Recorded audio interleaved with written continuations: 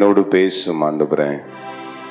ஒவ்வொரு நிமிஷமும் உடைய பாதத்தில் வரும் பொழுதெல்லாம் என்னோடு பேசுகிற ஆண்டவருடைய சத்தத்தை இன்றைக்கும் இந்த நாளிலும் இந்த செக்ஷன்ல இந்த நிமிஷத்துல உங்களோடு நான் ஆண்டவருடைய சத்தத்தை கேட்கணும்.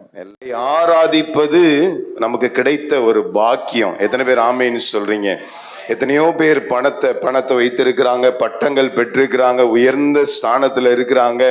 அவங்களுக்கெல்லாம் கிடைக்காத பாக்கியம் அந்த சர்வ வல்லமை உள்ள தேவனை ஆராதிக்கக்கூடிய பாக்கியம் நீங்களும் நானும் பெற்றிருக்கிறோம். ஆமேன்னு சொல்லுங்க பார்க்கலாம். அல்லேலூயா. எனக்கு துதி செலுத்துகிறவர்களா இருக்க வேண்டும். ஆமேன்னு சொல்லுங்க பார்க்கலாம். ஸ்தோத்திரம் வேற, துதி வேற. ஸ்தோத்திரம் என்பது ஆண்டவர் நமக்கு செய்த நன்மைகளை நினைத்து அந்த நன்மைக்கு நன்றி செலுத்துவது.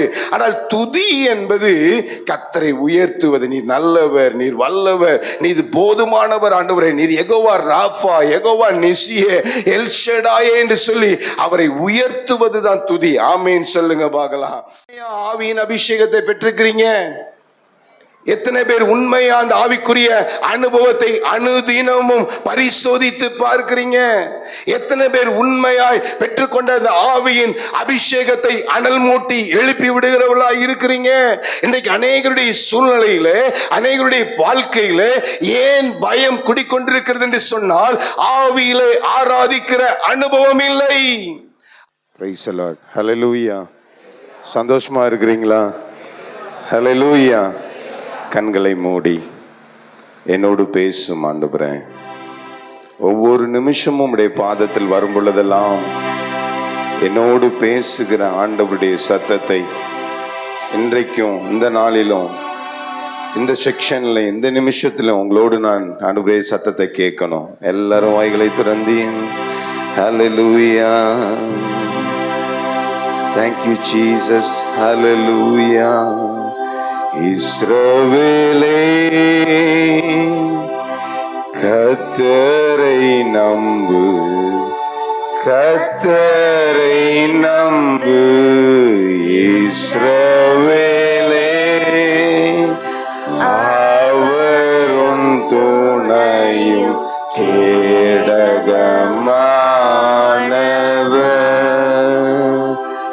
அவரும் துணையும் கேடகமானவர். கிருபையும் இரக்கம் நிறைந்த எங்கள் அன்பின் ஆண்டவரே, அருமையான ஆண்டவரே, பண்டிகையின் ஆண்டவரே 4வது நாளுக்காக, விசேஷமான ஆண்டவரே இந்த ஞாயிற்றுக்கிழமையின் உயிர்த்தெழுந்த நல்ல நாளுக்காக, ஆராதனைக்காக உமக்கு நன்றி செலுத்துகிறோம். இத்தனை நேரம் ஆண்டவரே உம்மை துதிக்க, உம்மை மகிமைப்படுத்த, உம்மை ஆராதிக்க, உமக்கென்று கொடுக்க கர்த்தர் எங்களை பாராட்டின நல்ல கிருபைகளுக்காக ஆண்டவருக்கு நன்றி செலுத்துகிறோம். தொடர்ந்து கர்த்தர் எங்களோடு பேசுவீராக. அது பேசுகிற வார்த்தை எங்களுடைய செவிகளில் மாத்திரம் அல்ல ஆண்டவரே, எங்களுடைய இருதயத்திலே பதிந்து அது நல்ல உளப்பட்ட நிலத்தை போல நூறத்தனையான ஆசீர்வாதங்களை நன்மையும் பெற்றுக்கொள்வதற்கு எங்களை அர்ப்பணிக்கிறோம் ஆண்டவரே. எங்களை தனிப்பட்ட வாழ்க்கையை அர்ப்பணிக்கிறோம், குடும்பத்தை அர்ப்பணிக்கிறோம். கர்த்தர் நீர் பேசும். உடைய வார்த்தைக்கு விரோதமாக, வார்த்தையின் ரகசியங்களுக்கு விரோதமாக ஆண்டவரே வார்த்தையை ஏற்றுக்கொள்வதற்கு தடையாய் நிற்கிற எல்லா சூழ்நிலைமைகளையும் கர்த்தாவே சிந்தனைகளையும் கர்த்தர் நீர் மாற்றுவீராக. நீர் உம்முடைய நாமத்தை மகிமைப்படுத்த வேண்டுமா நாங்கள் ஜெபிக்கிறோம். எங்களுடைய ஜெபத்தை கேட்டதுக்காக ஸ்தோத்திரம். நீர் மகிமைப்படும் இயேசுவின் நாமத்தில் ஜெபிக்கிறோம் ஜீவனுள்ள பிதாவே, ஆமேன். சத்தமா சொல்லுங்க பார்க்கலாம். ஆமேன். ஹல்லேலூயா. ஆண்டவரும் மீட்பரும் இரட்சகருமான இயேசு கிறிஸ்துவின் நாமத்தினாலே உங்களை வாழ்த்துகிறேன், வரவேற்கிறேன். அருமையான இந்த 2வது நாளிலும் ஞாயிற்றுக்கிழமை ஆராதனையிலும் எல்லாரோடு இணைந்து ஆராதிக்கக்கூடிய பாக்கியத்தை கர்த்தர் எனக்கும் கொடுத்ததுனால ஆண்டவருக்கு நன்றி செலுத்துகிறேன். ஆமேன்னு சொல்லுங்க பார்க்கலாம். அவரை ஆராதிப்பது நமக்கு கிடைத்த ஒரு பாக்கியம். எத்தனை பேர் ஆமேன்னு சொல்றீங்க? எத்தனையோ பேர் பணத்தை வைத்திருக்கிறாங்க, பட்டங்கள் பெற்றிருக்கிறாங்க, உயர்ந்த ஸ்தானத்துல இருக்கிறாங்க. அவங்களுக்கெல்லாம் கிடைக்காத பாக்கியம் அந்த சர்வ வல்லமை உள்ள தேவனை ஆராதிக்கக்கூடிய பாக்கியம் நீங்களும் நானும் பெற்றிருக்கிறோம். ஆமேன்னு சொல்லுங்க பார்க்கலாம். அல்லேலூயா. என்னை அன்போடு அழைத்து இந்த நாட்களில் விசேஷித்த கூடுகையில் பயன்படுத்துகிற பாஸ்டர் ராஜாராம் அவர்களுக்காக ஆண்டவருக்கு நன்றி செலுத்துகிறேன். நேற்று தினத்தில் சொன்னது தான் நான் சொல்கிறேன். அவங்க என்னை அழைத்ததை குறித்து நான் ரொம்ப ஆச்சரியமாய் நினைத்தேன். ஏன்னா பல கன்வென்ஷன் கூடுகைகள் போயிருக்கிறோம், விசேஷ கூட்டங்களுக்கு போயிருக்கிறோம், ஞாயிற்றுக்கிழமை ஆராதனை, இரவு ஜெபம், உபவாச ஜெபம், அநேக கூடுகைக்கு போயிருக்கிறோம். ஆனால் பாஸ்டரோட இருந்த அந்த மீட் ரொம்ப குறுகிய காலங்கள். அவங்கள்ட்ட நிறைய நேரம் நான் பேசக்கூட இல்லை. அவங்க நடத்தின ஒரு ப்ரோக்ராமுக்கு நான் போய் கலந்துக்கிட்டேன். முதல் நாளில் போய் கலந்துக்கிட்டு எப்படி இருக்குன்னு பார்க்கலாம் அப்படின்றதுக்காக போனேன். ஆனால் 3 நாட்கள் தொடர்ந்து அதில் பாஸ்டரோடு பயணிப்பதற்கு ஆண்டு ஏற்ற சூழலை உண்டு பண்ணினார். அது எங்களுக்கு இன்ட்ரெஸ்டாகவும் இருந்துச்சு, ரொம்ப பிரயோஜனமாக இருந்துச்சு. சிறுவர்களுக்காக எப்படி ஊழியம் செய்வது அப்படின்னு அவங்க கொடுத்த அந்த கரிக்குலம் ரொம்ப அருமையாக இருந்தது. அந்த நாட்களில் நாங்கள் பயன்படுத்தவும் கர்த்தர் எங்களுக்கு உதவி செய்தார். அப்போ பழகின ஒரு பழக்கம் ஏதோ அப்போ விஜயன் பாஸ்டர் திருச்சபைக்கு நாங்கள் போயிட்டு நாங்கள் திருப்பி வந்தோன்ற காரியங்களை நாங்கள் ஷேர் பண்ணேன். அப்போ குறுகிய நாள் பழகி திடீர்னு பாஸ்டர் கொஞ்ச நாள்லேயே என்கிட்ட இந்த மாதிரி ஒரு மீட்டிங்க்கு நீங்கள் வரணும் அப்படின்னு சொல்லி நினைக்கும் போது நான் யோசித்து பார்த்தேன், இந்த மனுஷன் எப்படி தாண்டா நம்மளை ஸ்கேன் பண்ணி அழைத்தாரு அப்படின்னு சொல்லிட்டு. நான் அப்புறம் நம்பினேன், ஆவியானுடைய அந்த உதவியில் பாஸ்டர் என்னை அழைத்திருப்பாங்கன்னு சொல்லி. ஆமைன்னு சொல்லுங்க பார்க்கலாம். அநேகர் பழகி பார்த்தா தான் புரிஞ்சுக்குவாங்க, சில பேருக்கு பார்த்தாலே புரியும். ஆமைன்னு சொல்லுங்க. ஆவியின் நிறைவு இருக்கும் என்று சொன்னால், பரிசுத்த ஆவியானவர் நம்மை நிறைத்திருப்பார் என்று சொன்னால், பரிசுத்த ஆவியானவர் நம்மோடு இருப்பார் என்று சொன்னால், ஒரு சம்பவங்களை பார்த்தாலே நமக்கு என்ன பண்ணும், புரியும். அநேக சூழ்நிலையில் நம்ம தெரியாம அநேக காரியங்களை மாட்டிக்கொள்றோம். காரியம் என்னன்னா, அந்த ஆவியானவருக்கு நம்ம முக்கியத்துவம் கொடுக்காதது. ஹல்லேலூயா. அதே போல பாஸ்டர் விஜயன் அவர்களுடைய திருச்சபையுடைய ஒரு தம்பி விசுவாசி, அந்த ஆரோன் தம்பி வந்திருக்கிறான். அவனும் இந்த சபையில சேர்ந்து ஆராதிக்க, அவனோடு சேர்ந்து ஆராதிக்க கர்த்தர் பாராட்டின கிருபைகளுக்காக ஆண்டவருக்கு நன்றி செலுத்துகிறேன். அவங்க திருச்சபைக்கு போகும்போது 3 நாட்கள் வீடியோ காரியங்கள், எனக்கு மைக் செட் பண்ணி கொடுக்கறது, என்னை கவனிச்சுக்கிட்டது, என்னை பார்த்துக்கிட்டது எல்லாம் அந்த தம்பி பண்ணான். அல்லேலூயா. கடந்த நாட்களில் கூட ஒரு விபத்தில் மாட்டினாலும் கர்த்தர் அவனுக்கு ஜீவனை கொடுத்தார். ஆமேன்னு சொல்லுங்க பார்க்கலாம். அல்லேலூயா. யார் அவருக்காக ஊழியம் செய்கிறாங்களோ, யார் அவரால் அழைக்கப்பட்டிருக்கிறாங்களோ, யார் அவருக்காக முக்கியத்துவம் கொடுக்குறாங்களோ, அவங்கள எப்படிப்பட்ட ஆபத்து வந்தாலும் அவர்களை விடுவிக்கிறவராக இருக்கிறார். எத்தனை பேர் ஆமேன்னு சொல்றீங்க? அல்லேலூயா. நம்ம ஆராதிக்கிற தேவன் நம்மை பாதுகாக்க வல்லவர். எத்தனை பேர் ஆமேன்னு சொல்றீங்க? ஹல்லேலூயா. இன்றைக்கு ஆதாரமாக வேத வசனத்திலே திருப்பிக் கொள்ளும் பொழுது, சங்கீதங்களின் புஸ்தகம் 34ஆம் அதிகாரம் அதன் 1வது வசனத்தை வாசிக்க கேட்கலாம். அவர் துதி எப்பொழுதும் என் வாயில் இருக்கும். நீங்கள் அறிந்திருக்கிற பிரகாரம் நேற்றைய தினத்துல நாம் ஸ்தோத்திரம் செய்ய வேண்டும். எந்த சூழ்நிலையிலும் எல்லாவற்றிலும் கர்த்தருக்கு ஸ்தோத்திரம் செலுத்த வேண்டும் என்று சொல்லி நாம் நேற்றைய தினத்துல தியானிப்பதற்கு ஆண்டவர் கிருபை பாராட்டினார். ஸ்தோத்திரம் என்பது ஆண்டவர் செய்த நன்மைகளுக்காக அவர்களுக்கு நன்றி செலுத்த வேண்டும். ஆமேன்னு சொல்லுங்க பார்க்கலாம். அல்லேலூயா. உங்களை நான் ரிக்வெஸ்ட் பண்ணி கேட்டுக்கிறேன், உங்கள்ட்ட ரொம்ப ஹம்பிளா தாழ்மையா கேட்டுக்கிறேன். ஒவ்வொரு நாளும் ஆண்டவர் அவருடைய வார்த்தையின்படி நம்மோடு பேசும் பொழுது நீங்கள் அனுதினமும் என்ன பண்ணணும்னா, அந்த காரியத்திற்கு ஒப்பு கொடுக்கிறவர்களாக இருக்கணும். ஆமேன்னு சொல்லுங்க பார்க்கலாம். அல்லேலூயா. இந்த 4 நாட்கள் கூடுகை என்று சொன்னால் ஏதோ ஒரு சடங்காச்சாரமாக ஒவ்வொரு மாதத்திலும், ஒவ்வொரு வருஷத்திலும் ஏதோ ஒரு 4 நாட்கள் கூடுகையாய் அல்ல. நாம் அந்த 4 நாட்கள் அடுத்த வருஷத்திற்குள் பிரவேசிக்கும் பொழுது ஆண்டவர் நம்மை குறித்து, நம்முடைய ஊழியத்தை குறித்து, நம்முடைய குடும்பத்தை குறித்து, நம்முடைய தனிப்பட்ட வாழ்க்கை குறித்து என்ன செய்ய விரும்புகிறார் என்பதை உற்று கவனித்து அர்ப்பணித்து அது வாழ்க்கையிலே அபியாசப்படுத்துகிறவர்களா இருக்க வேண்டும். ஆமேன்னு சொல்லுங்க பார்க்கலாம். அல்லேலூயா. பக்கத்துல கையை பிடிச்சு சொல்லுங்க, நீங்க வந்துட்டு வார்த்தையை கேட்டுட்டு சும்மா போனீங்கன்னா 25 வருஷத்துல சர்ச்சோட டைல்ஸ் தான் தேயும். சொல்லுங்க சொல்லுங்க. அப்புறம் செலவு வேற. அந்த டைல்ஸ் போடுற செலவு மிச்சம் பண்ணோன்னு வைங்க, ஏதாவது ஒரு ஊழியம் பண்ணலாம். ஆமேன்னு சொல்லுங்க பார்க்கலாம். அல்லேலூயா.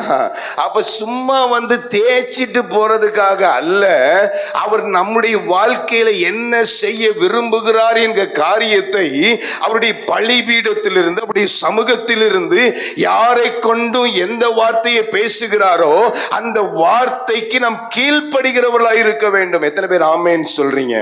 ஹல்லேலூயா. நான் பேச போகிற வார்த்தைக்கு அநேக காரியங்கள் பாஸ்டர் தீர்க்க தரிசனமா சொல்லிட்டு போயிட்டாங்க. ஆமென் சொல்லுங்க. எப்பவும் ஆண்டவர் எனக்கு ஒரு உறுதிப்பாடை கொடுத்துட்டான்னா ரொம்ப ஹாப்பியா இருப்பேன். எத்தனை பேர் ஆமென் சொல்றீங்க? ஹல்லேலூயா. நம்ம பேச போகிற வார்த்தைக்கு ஆண்டவருடைய ஒரு என்ன வேணும்? கன்ஃபர்மேஷன் வேணுங்க. ஏதோ நான் எனக்கு படித்தபடி, எனக்கு தெரிந்தபடி, என்னுடைய புத்திக்கு எட்டினவாறு ஏதோ ஆண்டவருடைய வார்த்தையை பேசினால் மாத்திரமல்ல, உங்களுக்கு தேவையான வார்த்தைகளை ஆவியானவருடைய உதவியிலே ஆவியானவர் உங்களோடு பேசும் பொழுது அது உங்களுடைய வாழ்க்கையில ஒரு பெரிய ஆசீர்வாதமாய் இருக்கும். ஆமென் சொல்லுங்க பார்க்கலாம். ஹல்லேலூயா. பாஸ்டர் சொன்னாங்க கீழ்ப்படிதல் மிகவும் முக்கியம். கீழ்ப்படிதல் பலியை பார்க்கிலும் கீழ்ப்படிதல் உத்தமம். வேத வசனத்தை கேட்கிறது மாத்திரமல்ல, அந்த வார்த்தைக்கு நாம் செவி கொடுக்கிறவர்களாக, அந்த வார்த்தைக்கு நாம் கீழ்ப்படுகிறவர்களாக இருக்க வேண்டும். ஆமென் சொல்லுங்க பார்க்கலாம். அல்லேலூயா. அநேக நேரத்தில் ஞாயிற்றுக்கிழமை ஆராதனை அநேகருடைய வாழ்க்கையில உதாசீனப்படுத்தப்படுகிறது. அநேகருடைய வாழ்க்கையில வார வாரம் செல்கிற ஒரு காரியம் தானே, இல்லை என்று சொன்னால் இந்த வாரம் அல்ல அடுத்த வாரம் போய்கொள்ளலாம் என்று சொல்லி அநேகர் அதை அலட்சியப்படுத்துகிறவர்களாக இருக்கிறார்கள். ஆனா வேத வசனம் சொல்லுகிறது என்னன்னா, நாம் கர்த்தருடைய ஆலயத்திற்கு செல்லுகிறவர்களாக இருக்க வேண்டும். ஆமென் சொல்லுங்க. சிலர் சபை கூடி வருதலை விட்டு விடுகிறது போல நீங்க என்ன பண்ணக்கூடாதா? பக்கத்துல கையை பிடிச்சு கேளுங்க, போன வாரம் சர்ச்சுக்கு வந்தீங்களா பிரதர்? நேத்து மீட்டிங்க்கு வந்தீங்களா பிரதர்? எனக்கு கான்செப்ட் இது இல்லை, ஆனா நான் சொல்றதுக்கு ஏவப்படும் போது சொல்லிதான் ஆகணும். ஆமென் சொல்லுங்க. எந்த சபைக்கு போனாலும் சரி, எந்த கன்வென்ஷன் கூட்டங்கள் போனாலும் சரி, ஆவியானவருடைய சிந்தனையில் எது போடுகிறாரோ அதை நான் கண்டிப்பா சொல்லி இருப்பேன். ஆமென் சொல்லுங்க பார்க்கலாம். ஒரு முறை சென்னை பட்டணத்துல 3 நாட்கள் கிருபாசன சபையில என்ன பண்ணாங்க தெரியுமா? மீட்டிங் புக் பண்ணியிருந்தாங்க. அப்ப எனக்கு நான் பஸ் போட்டிருந்தாங்க. அப்ப நான் பஸ்ல போயிருந்தேன், என் குடும்பமா போயிருந்தேன், மூத்த மகா மட்டும்தான் இருந்தா. அப்ப கன்வென்ஷனுக்கு போயிட்டு ஒரு நாள் பேசினேன். மற்ற நாளே என்ன பண்ணிட்டாங்க? கேன்சல் பண்ணி என்ன அனுப்பிட்டாங்க? வீட்டுக்கு அனுப்பிட்டாங்க. கேரளால இருந்து ஒரு பாஸ்டர் வந்திருந்தார். நாங்க 2 பேரும் செக்ஷன் மாறி 3 நாட்கள் பேசுறதா பிளான். என்ன கம்ப்ளைண்ட் தெரியுமா? நான் சிரிக்க வைக்கலையா, நான் என்ன பண்ணலையா, நான் ரொம்ப சந்தோஷமா திரும்பி வந்தேன். எனக்கு அதெல்லாம் பிரச்சனை இல்லை. மீட்டிங் புக் ஆகுதா கேன்சல் ஆகுதா இதெல்லாம் பிரச்சனை இல்லை. என்னை நடத்துகிற எஜமானுக்கு நான் உண்மையா இருக்கணும். ஆமென் சொல்லுங்க பார்க்கலாம். என்னை நடத்துகிற எஜமானுக்கு, எனக்கு கூலி கொடுக்கிற, என்னை வாழ்க்கையில நடத்துகிற எஜமானுக்கு நான் எப்படி இருக்கணும்? உண்மையா இருக்கணும். எனக்கு யாருடைய புகழ்ச்சி தேவையில்லை. பாஸ்டர் நல்லா இருந்துச்சு பாஸ்டர், மெசேஜ் தேவையில்லை. இந்த மெசேஜை கேட்டு நீ என்ன உணர்வு அடைந்த? உன்னை இந்த மெசேஜ் உன்னை என்ன உருவாக்கினது? உன்னை இந்த மெசேஜ் உன்னை எந்த காரியத்தில் அர்ப்பணிக்க வைத்தது? ஆண்டவர் எதற்காக சபையை வைத்திருக்கிறார்? எதற்காக இப்படிப்பட்ட கட்டிடங்களை, ஆலயங்களை, ஞாயிற்றுக்கிழமை ஆராதனை வைத்திருக்கிறார் என்று சொன்னால், ஆலயத்தில் வந்து நீங்களும் நானும் அவருடைய வசனத்தை கேட்டு அவருடைய வசனத்திற்காக உருவாகுவதற்காக தான் அழைத்திருக்கிறார். ஆமென் சொல்லுங்க. அநேகர் பார்த்தீங்கன்னா ஞாயிற்றுக்கிழமை ஆராதனை முக்கியம் இல்லை, அப்பதான் போகும் காது குத்துக்கு. எங்க போகுது? இது காதே குத்தி இருக்காது, இது போறது எங்க? என்ன ஒரு கேவலமான காரியம் பாருங்க. இது ஆட்டுக்குட்டியானுடைய கல்யாண விருந்துல இங்க வந்து சாப்பிடாம பக்கத்து வீட்டு கல்யாணத்துல போய் சும்மா ஒரு மட்டனுக்காக ஒரு சிக்கனுக்காக அங்க போய் நின்றுகிட்டு இருக்கோம். அதுக்கப்புறம் என்ன பண்ணும்? அந்த வாரம் பூரா அழுதுகிட்டு இருக்கோம், பாஸ்டர் என்னுடைய வாழ்க்கையில இந்த கஷ்டம் அந்த கஷ்டம். எப்படி வராம இருக்கும்? ஞாயிற்றுக்கிழமை ஆராதனை என்பது மிகவும் முக்கியமான காரியம். இங்கதான் ஆவியானவர் உங்களோடு பேசுவார். ஆவியானவர் உங்களை பலப்படுத்துவார். உங்களை குணப்படுத்த வேண்டிய காரியங்கள், உங்களை சரி செய்ய வேண்டிய காரியங்களை, உங்களை ஆசீர்வதிக்க வேண்டிய காரியங்கள், உங்களுக்கு தேற்ற வேண்டிய காரியங்களை நீங்க 6 நாட்கள் பூமியில நடத்த போகிற ஆலோசனைகளை கர்த்தர் கற்றுத்தருகிற இடம் தேவனுடைய ஆலயம். ஆமென் சொல்லுங்க பார்க்கலாம். ஆமென் சொல்லுங்க பார்க்கலாம். சங்கீதக்காரன் சொல்ற, ஆலயத்துக்கு போவோம் வாருங்கள் என்று சொன்ன பொழுது நான் மகிழ்ச்சியா இருந்தேன். நிறைய பேத்துக்கு என்ன பிரச்சனைனா, ஆலயத்துக்கு வந்தாலே என்னது? ஏதாவது வசனத்துல நம்மளை குத்துது, நம்மளை கொடையுது. பாஸ்டர் ஏன் வரல, ஏன் இதை பண்ணல, ஏன் இப்படி பண்ணனன்னு சொல்றாரு. நான் சொல்றேன் கேட்டுக்கோங்க, உலகத்துல நீங்க எங்க போனாலும் இதை செய்யாதன்னு யாரும் சொல்றது இல்ல. அரசாங்கம் கூட, எல்லா நிறுவனம் கூட நீ தப்பு செய்ய, ஆனா சேஃப்டியா தப்பு செய்யன்னு சொல்லுது. ஆனா என் தேவன் மாத்திரம்தான் பாவம் செய்யாதே என்று சொல்லுகிறார். அவர் தான் பாவத்தை பார்க்காத சுத்த கண்ணர். அவர்தான் பரிசுத்த. அவர் பரிசுத்தனா இருக்கிற போல நீங்களும் நானும் பரிசுத்தமா இருப்பதற்காக அழைக்கப்பட்டிருக்கிறோம். ஆமேன் சொல்லுங்க பார்க்கலாம். நிறைய பேருக்கு என்ன கம்ப்ளைண்ட்னா, ஆவியானவர் என்னோட பேசல, ஆண்டவர் என்னோட பேசல.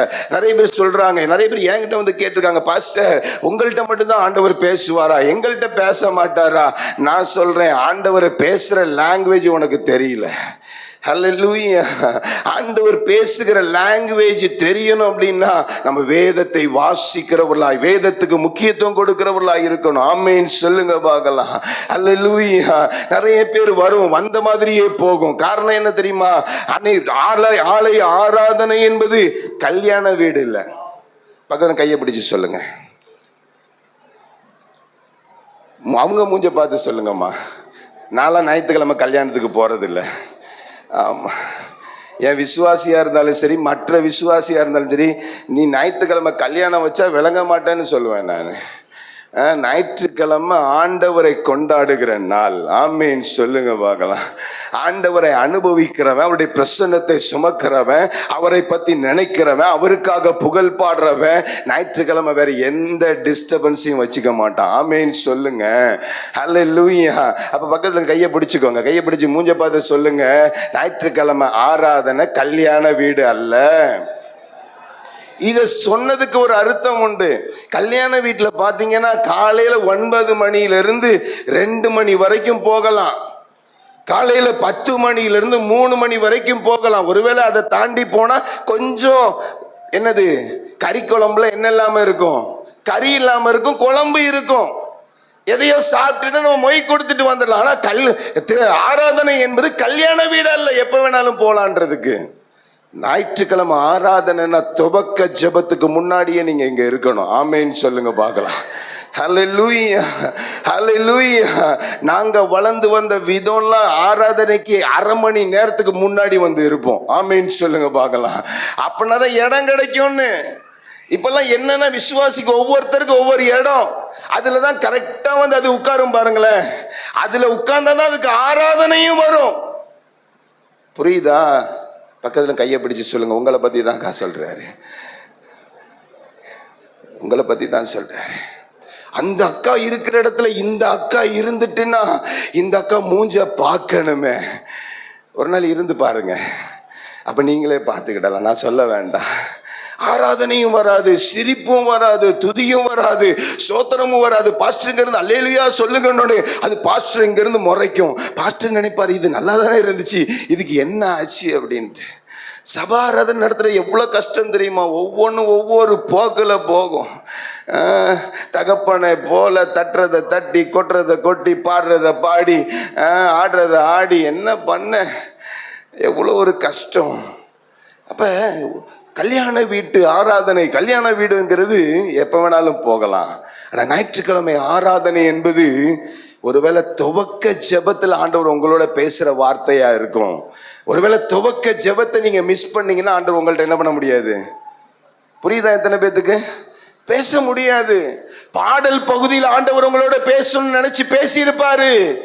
ஒருவேளை நீங்க ஆராதனை அந்த பாடல் பகுதிக்கு நீங்க வரலன்னா ஆண்டவர் உங்களோட பேசுற நேரத்தை நீங்க வேஸ்ட் பண்ணிட்டீங்க.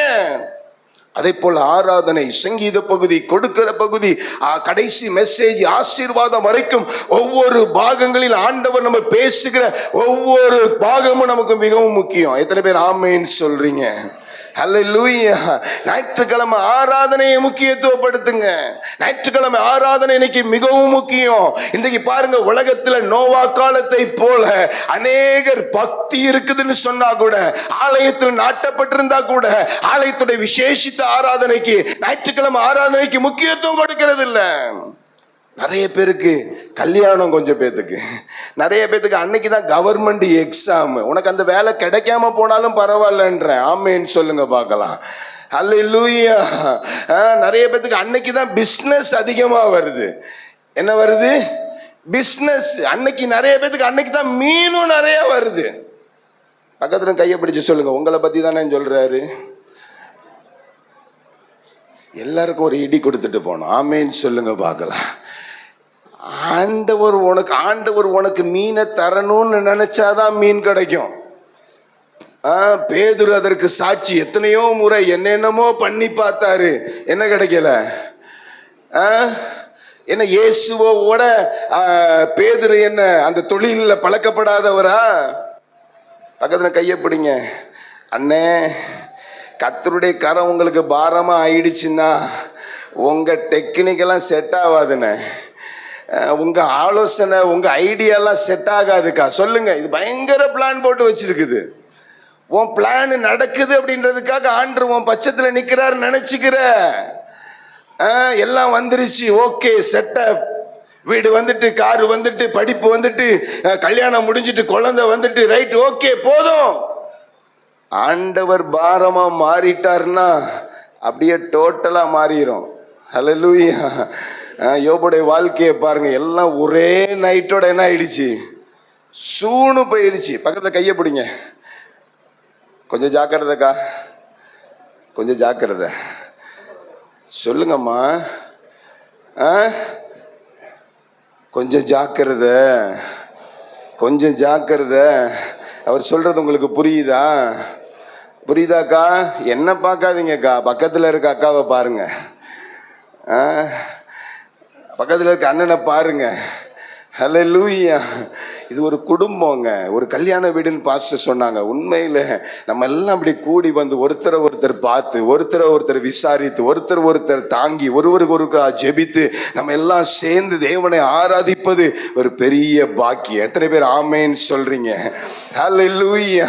அப்ப நான் சொன்னேன், அவர்கள் துதியை சொல்லி வர வேண்டும். நான் நேற்று தினத்துல சொன்னேன், ஸ்தோத்திர பலிகளை ஏறெடுக்கணும். நம் செய்த ஆண்டவர் செய்த நன்மைகளை நினைத்து அவருக்கு நன்றி பலிகளை ஏறெடுக்க வேண்டும். இன்னைக்கு நான் சொல்றேன், அவருக்கு துதி செலுத்துகிறவர்களாய் இருக்க வேண்டும். ஆமேன் சொல்லுங்க பார்க்கலாம்.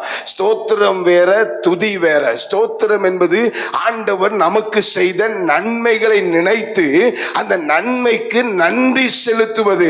ஆனால் துதி என்பது கர்த்தரை உயர்த்துவது. நீர் நல்லவர், நீர் வல்லவர், நீர் போதுமானவர் ஆண்டவரே, நீர் யெகோவா ராஃபா, யெகோவா நிசியே, எல் ஷடாயே என்று சொல்லி அவரை உயர்த்துவது தான் துதி. ஆமேன் சொல்லுங்க பார்க்கலாம். அல்லேலூயா.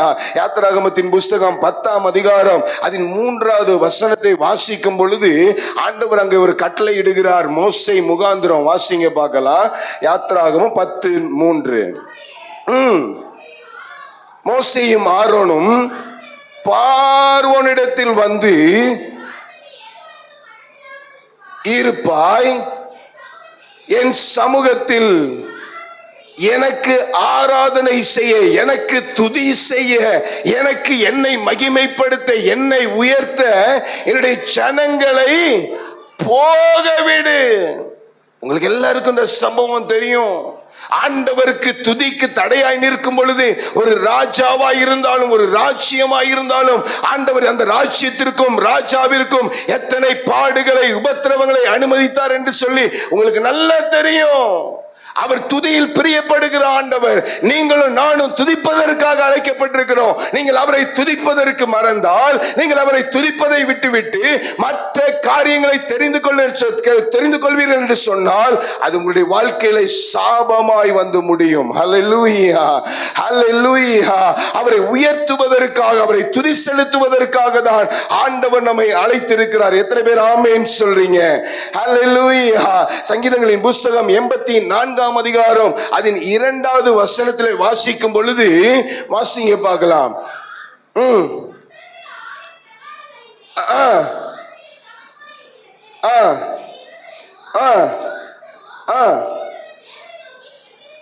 கெம்பீர சத்தம் இடுகிறது. அப்படி ஆலயத்தில் ஒரு கெம்பீர சத்தம், தேவனை துதிக்கிற ஒரு சத்தம், தேவனை உயர்த்துகிற ஒரு சத்தம், தேவனை புகழ்ந்து பாடுகிற ஒரு சத்தம் ஒலிக்கிறதா இருக்க வேண்டும். இன்னொரு பகுதியில் வாசிக்கும் பொழுது, நீதிமானுடைய கூடாரத்தில் என்ன சத்தம்? கெம்பீர சத்தம். ஒரு சண்டையின் சத்தம் அல்ல. ஒரு கணவன் மனைவி, இல்லை என்று சொன்னால் குடும்பத்தில் ஒருவருக்கொருவர், இல்லை என்று சொன்னால் மருமகள் மாமியார் என்று சொல்லி சத்தம் எடுக்கிற சத்தம் அல்ல. ஆலயத்தில் ஒருவருக்கு எதிராக போராடுகிற போட்டியின் சத்தம் அல்ல. அவரை துதிக்கிற கெம்பீர சத்தம். ஆமென் சொல்லுங்க பார்க்கலாம். ஹல்லேலூயா. அவரை துதிக்கிற, அவரை மகிமைப்படுத்துகிற எந்த இடத்திலும் வந்து நம்மை ஆசீர்வதிக்கிறவராயிரு. எத்தனை பேர் ஆமென் சொல்றீங்க? ஹல்லேலூயா. அவரை துதிக்கிற எந்த இடத்தில் வந்து நம்மை ஆசீர்வதிக்கிறவர். ஆமென். எப்படி சத்தத்தோட நீங்க துதிக்கிறீங்க? எப்படிப்பட்ட சத்தம் உங்களுக்கு வருது? அநேக நேரத்தில் சண்டை போடும் பொழுது, மற்ற காரியங்களை பேசும் பொழுது நம்மள மாதிரி என்ன பண்ண முடியாது. ஆமா, எனக்கெல்லாம் ரொம்ப ஆசை, அக்கா ஒரு நாள் நீங்க உங்க புருஷன்கிட்ட சத்தம் போடுற மாதிரி ஆண்டவரை துதிச்சு பாருங்க பார்க்கலாம் அப்படின்னு சொல்லணும்ட்டு. எனக்கெல்லாம் ஆசை, ஆண்களை பார்த்து அண்ணே நீங்க அக்காவை திட்டுற மாதிரி உள்ள சத்தத்தில் ஆண்டவர் ஆராதிங்கன்னு. நிறைய பேருக்கு திட்டணும், சண்டை போடணும்னா தான் என்ன பண்ணுது, சவுண்டு ரேசா வருது. ஆனா ஆண்டவரை துதினா வாய்க்குள்ள என்ன பண்ணுது, பக்கத்துல கையை பிடிங்க, சும்மா முணங்காதீங்கக்கா, வெடிச்சா வெடி மாதிரி வெடிங்கக்கா, சும்மா அந்த புஷ்ஷுன்னு புஷ்வான மாதிரி போகக்கூடாது. அல்லேலூயா. பார்த்துருக்கிறீங்களா, சில பட்டாசு என்ன பண்ணும், வாங்கியிருக்கிற யானை வெடி குதிரை வெடியா இருக்கும், ஆனா அது போறது பூனை மாதிரி கூட இருக்காது. பக்கத்தில் கையை பிடிங்க, பூனை மாதிரி இருக்காதீங்கண்ணே, யானை மாதிரி இருங்க. யானை மாதிரி இருக்காதீங்கண்ணே, சிங்கம் மாதிரி இருங்க. நம்ம யூத ராஜ சிங்கத்தோட பிள்ளைங்க. ஹல்லேலூயா. அவரை குறித்து சொல்லும் பொழுது வேத வசனம் தெளிவாய் சொல்லுது, அவர் சத்தமிட்டா பெண்மான ஈன பண்ணுகிற சத்தமாய் இருக்கும். ஆமென் சொல்லுங்க பார்க்கலாம். ஹல்லேலூயா. அவருடைய சத்தம் காதேஸ் வனாந்தரத்தை என்ன பண்ணுவான், அதிர பண்ணும், பெண்மான ஈன பண்ணும். பக்கத்துல உங்க கையை பிடிங்க. ஆனா உங்க சத்தம் எப்படி இருக்கும், அப்படியே நோய் பிடிச்ச மாதிரி. நோய் பிடிச்சு பக்கத்தில் கையை பிடிச்சிருங்க. நோய் பிடிச்சா இருக்கிற பலத்தில் துதி, இருக்கிற பலத்தில் துதி, பலன் தானா வரும். ஆமே ஆமே. எத்தனை பேர் ஆராதிச்சு விடுதலை பெற்றிருக்கிறீங்க? ஆராதிக்கும் போது ஒரு பெரிய விடுதலைங்க. ஆமே. அந்த ரகசியம் தெரிஞ்சவன் அவரை துதிக்காம இருக்க மாட்டான்ற. என் மனைவி பாருங்களேன், இன்னைக்கு கூட சொல்லி தான் அனுப்புனாங்க. ஒரு முறை தூத்துக்குடி பட்டணத்தில் பேய்க்குளம் பக்கத்தில் ஒரு சர்ச்சில் சண்டே சர்வீஸில் பேசுகிறதுக்காக போயிருந்தேன். அப்போ பேச போயிருக்கும்போது என் ஒய்ஃப், அப்போது எனக்கு 2 வீலர் இருந்தது, என் மூத்த மகன் மட்டும்தான் இருந்தா. அப்போ நாங்கள் அப்படி போயிட்டு இருக்கும்போது என் ஒய்ஃப் சொல்கிறாங்க, அப்பா இன்னைக்கு நீங்கள் வந்து மெசேஜுக்காக தான் போகிறீங்க, நீங்கள் என்ன பண்ணக்கூடாது, ஆராதனை நடத்தக்கூடாது. நான் உடனே அந்த நேரத்தில் ஒன்றும் சொல்லலை, எதையாவது வாயை சொல்லி ஏதாவது அந்த மாதிரின்னு ஒன்றும் சொல்லலை. சரின்னு சொல்லி நான் அங்கே போனேன், ஷூவை கழட்டிட்டு போய் ஸ்டேஜில் முழங்கால் போட்டேன். திடீர்னு என்னுடைய முன்னாடி ஒரு நிழல் வந்து நின்ன மாதிரி இருந்துச்சு. நான் ஜோம் பண்ணி முடித்து கண்ணை திறந்து பார்க்கும்போது அந்த பாஸ்டர் வந்து நின்னாங்க. அன்னைக்கு வந்து ஆராதனை நடத்துறதுக்கு அந்த பாஸ்டர் அம்மாவை தான் நியமிக்கப்பட்டிருக்கிறாங்க. ஆனால் நான் வந்துட்டேன் அப்படிங்கிறதுனால அந்த பாஸ்டரை என்ன பண்ணாங்கன்னா, அந்த பாஸ்டர் அம்மா சொல்லிட்டாங்க பாஸ்டரை நடத்தட்டோன்ட்டு. அப்போ உடனே அந்த பாஸ்டரை வந்து சொன்னாங்க, பாஸ்டர் ஆராதனையும் நீங்களே நடத்திடுங்க. ஆமேன்னு சொல்லுங்க பார்க்கலாம். நீங்கள் பக்கத்தில் கையை பிடிச்சி சொல்லுங்க, நீங்கள் ஆராதிக்கிற ஆராதனை, நீங்கள் துதி செலுத்துகிற துதி உங்கள் மனைவிக்கு பிடிக்காம இருக்கலாம், நீங்கள் சொல்லுங்க கணவனுக்கு பிடிக்காம இருக்கலாம், பிள்ளைங்களுக்கு பிடிக்காம இருக்கலாம், ஆனால் கர்த்தருக்கு பிடிக்கும். கர்த்தருக்கு பிடிக்கும். எத்தனை பேர் ஆமேன்னு சொல்றீங்க? கர்த்தருக்கு இன்ஸ்ட்ருமெண்ட்லாம் தேவையில்லைங்க, கர்த்தருக்கு ஒரு நல்ல வாய்ஸ் எல்லாம் தேவையில்லைங்க. கர்த்தருக்கு உங்களுடைய இருதயம் இருந்தா போதும், உங்க நாவு இருந்தா போதும். உங்களுடைய துதியில் அவர் பிரியப்படுகிற ஆண்டவர். ஆமேன்னு சொல்லுங்க பார்க்கலாம். மனசார சொல்லி பாருங்க, கர்த்தரே நீங்க நல்லவர் ஆண்டவரே, நீங்க நல்லவர்னு சொல்லுங்க. பாஸ்டர் சொன்னாங்க, நிறைய பேர் ஜோம் என்ன பண்ணணும், ஆராதனை பண்ணும்போது என்ன பண்ணணும், கண்ணை மூடிடணும், யாரையும் பார்க்க பயப்படக்கூடாது. பல பேத்துக்கு என்னன்னா, ஐயோ நான் கண்ணை மூடி இப்படி பண்ணா அவங்க என்ன நினைப்பாங்க, இவங்க என்ன நினைப்பாங்க, இவங்க என்ன நினைச்சா என்ன. பக்கத்துல கையை பிடிச்சி சொல்லுங்க, ஏக்கா அங்க பார்த்து பிடிங்கம்மா, அந்த அக்கா பக்கத்துல இருக்க அக்கா, ஏக்கா சொல்லுங்கக்கா, அந்த பக்கத்துல இருக்கிற அக்கா உங்க துதியை குறிச்சு என்ன சொன்னா என்ன, அதுவா உங்க குடும்ப தரத்தை உயர்த்த போகுது? உங்களை உயர்த்த போறவருக்கு மனசார துதி செலுத்துங்கன்னு சொல்றேன்னு சொல்லுங்க. ஆமே. பக்கத்துல இருக்கவங்க நம்மளை உயர்த்த மாட்டாங்க. யார் தான் உயர்த்துவா? யாருக்கு துதி பாடுறோமோ அவர் தான் நம்மளை உயர்த்துவார். ஆமேன்னு சொல்லுங்க. நிறைய பேத்துக்கு சர்ச்சுக்கு வந்தாதான் தூக்கமே வருது. ஆமாம், வீட்டில் படுத்தா கொசு கடி. நேற்று நாங்கள் படுத்த இடத்துல கொஞ்சம் கொசு கடி. ஆமேன்னு சொல்லுங்க. ஐயோ, பாஸ்டர் கேட்டாங்க கொசு கடிக்குமான்னு கேட்டாங்க. அந்த சிஸ்டர் என்னமோ பதில் சொன்னாங்க, என்னது கடிக்காதா அப்படி என்னமோ சொன்னாங்க. அப்படி சொல்லும்போது பாஸ்டர் அதுக்கும் திருப்பி கேட்டாங்க, கடிக்காதா இல்லை அப்படி ஏதோ கேட்டாங்க. ஆனால் நைட்டு எங்களை கடிச்சிட்டு கொஞ்சம். ஆமேன்னு சொல்லுங்க. நான் உடனே எழும்பி பார்த்தா என் பிள்ளைங்க பூரா கொசுவாக தான் இருந்துச்சு. பிறகு எல்லாம் அதெல்லாம் ஓட்டி ஜன்னலெல்லாம் மூடி பாத்ரூம் எல்லாம் மூடி பிறகு எல்லாம் மூடாங்க போட்டுக்கிட்டு தூங்கணும். ஆமேன்னு சொல்லுங்க பார்க்கலாம். அந்த மாதிரி தூக்கம்லாம் கெடுறதுனால எங்கே தான் வந்து தூக்கம் வருது? பக்கத்தில் கையை கேளுங்க. சர்ச்சுக்கு தூங்குறதுக்கு வந்தீங்களானே கேளுங்கம்மா. அங்க வீட்டுல படுத்த கெட்ட சொப்பனம் வருது பாருங்க. அப்பதான் நாய் வருது, பேய் வருது, பூனை வருது. கடன் வாங்கினவெல்லாம் கடவுளை வரான், கடன் கொடுத்தவெல்லாம் கடவுளை வரான். ஆனா சர்ச்சுக்கு வந்துட்டா மட்டும் என்னது, உங்க பிரசன்னத்தில் அப்படின்னு நமக்கு நல்ல அப்படி ஒரு தூக்கம் வரும் பாருங்களேன். நீதிமானுக்கு ஆண்டவர் என்ன பண்றாரா? சுகமான நித்திரை. அது உங்க வீட்டில், சபையில இல்லை. ஆமேன்னு சொல்லுங்க பார்க்கலாம். இங்க வந்தது உட்கார்ந்த உடனே மீன் பிடிக்க போச்சோ, இல்லை தொழில் பண்ண போச்சோ, இல்லைன்னா பொண்டாட்டி தொலைல தூங்காம இருந்துச்சோ, இல்லைன்னா கொசு கடிச்சு தூங்காம இருந்துச்சோ, இங்க வந்துதான் நல்லா தூங்குது. ஹல்லேலூயா. இங்க தூங்குற இடம் இல்ல, கர்த்தரை துதிக்கிற இடம். ஆமேன்னு சொல்லுங்க பார்க்கலாம். ஹல்லேலூயா, ஹல்லேலூயா. சங்கீதக்காரன் சங்கீதங்களின் புஸ்தகம் 95ஆம் அதிகாரம் அதன் 2வது வசனத்துல சொல்லும் பொழுது சொல்றார், வாசிங்க பார்க்கலாம். அவரை பாடி கீர்த்தனம் பண்ணுங்கள், அவருடைய அதிசயங்களை தியானித்து பேசுங்கள்.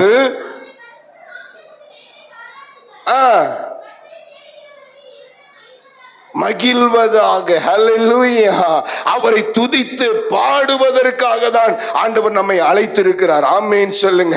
யாத்திராகமத்தின் புஸ்தகம் 15ஆம் அதிகாரம் அதன் 19 முதல் 21 வசனங்கள் வரை நாம் வாசிக்கும் பொழுது, செங்கடலை தாண்ட செய்த தெய்வத்தை இஸ்ரவேல் ஜனங்கள் பாடி துதித்ததை பார்க்கிறோம். எத்தனை பேர் ஆமேன் சொல்றீங்க? ஆமேன். 2 நாளாகமும் 7ஆம் அதிகாரம் அதன் 3வது வசனத்தை வாசிக்க கேட்போம். 2 நாளாகமும் 7ஆம் அதிகாரம் அதன் 3வது வசனம்.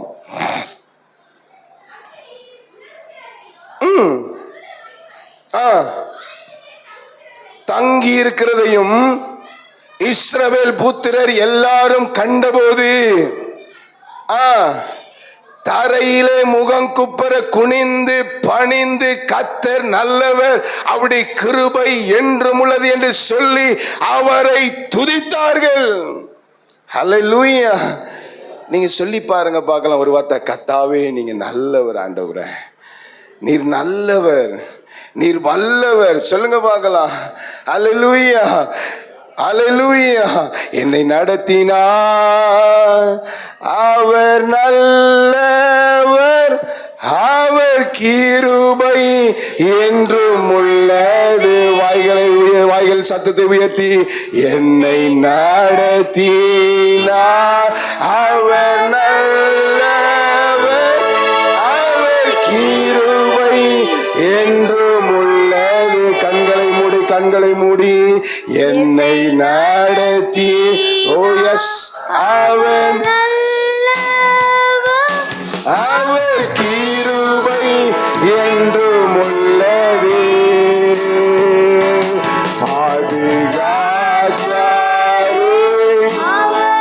பிரயாணங்களில் விஷ பூச்சி நாச மோசங்களுக்கு மத்தியத்தில் ஆண்டவரே, எல்லா காரியத்திலும் ஆண்டவரே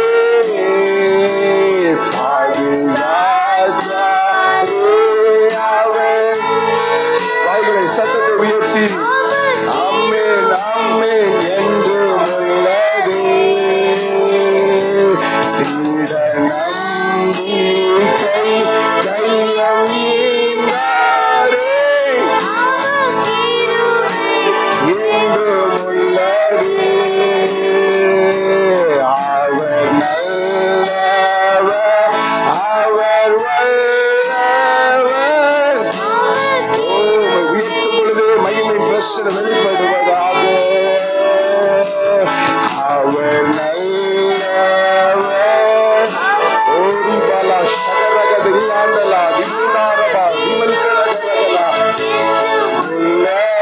ஹல்லேலூயா. பாதுகாத்தாரே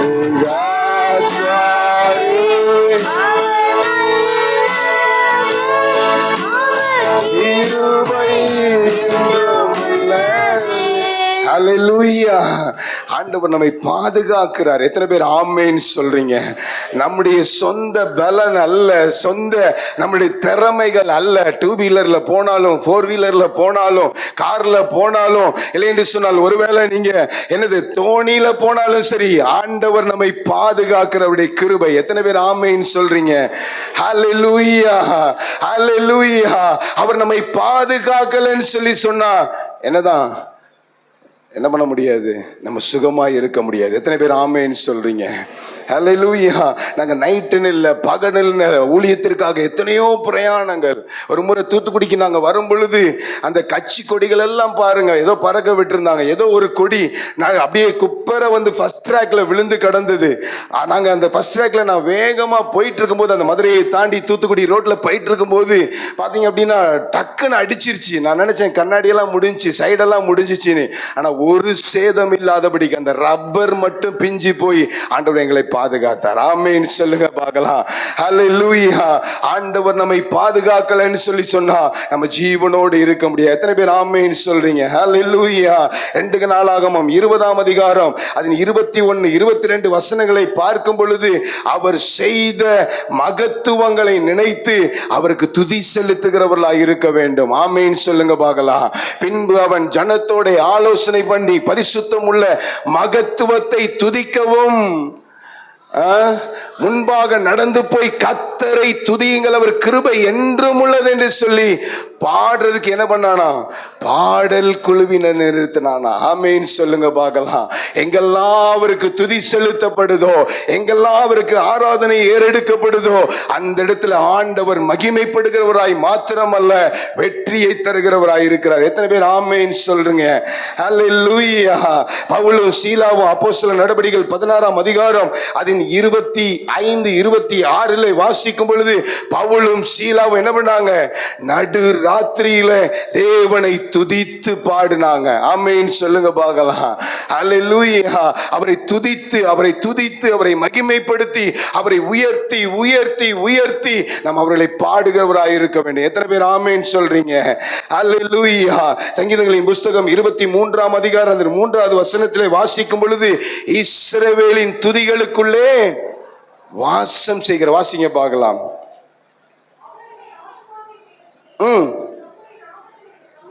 22:3 சங்கீதம் 20. இஸ்ரவேலின் துதிகளுக்குள்ளே வாசமாயிருக்கிற தேவரீரே பரிசுத்தர். ஹல்லேலூயா. நீங்க துதிக்கிற துதிகளின் மத்தியில ஆண்டவர் வாசம் செய்கிறவராய் இருக்கிறார். எத்தனை பேர் ஆமென் சொல்றீங்க?